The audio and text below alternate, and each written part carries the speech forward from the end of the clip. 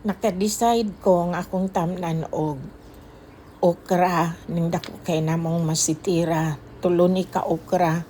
Hangi ko ni tatay nga moadto mig Home Depot mo palit og turok daan. Buhi daan nga okra kaysa ikaw pa'y magpaturok madugay.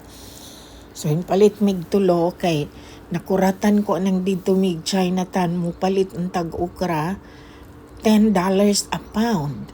Grabe ka mahal. Di na madala. Hapit times 100 ang iyang increase sa presyo. Nya kay paborito kay namong duha ni tatay ning okra. Lami raman ni siya lapuan, dayon tusnod og patis og sukang halang. Nya healthy pud ni siya kaunon. So mag-need gid tag okra.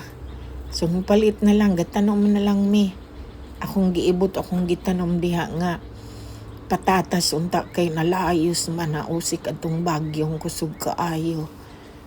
Kay dili na madala og bulubagi bi ang kinabuhi karon. Grabe na kamahal.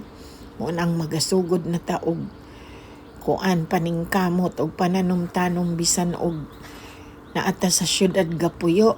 Manguanta, we have to be resourceful. Nya maga-DIY tag atua aron ta mabuhi. Kay dili pwedeng siging palit. Grabe ka mahal na. Naagani mi daghang tinanom na nga sibuyas. Di na ko magproblema og sibuyas dahunan. So mauni siya. Amo ang tinanom.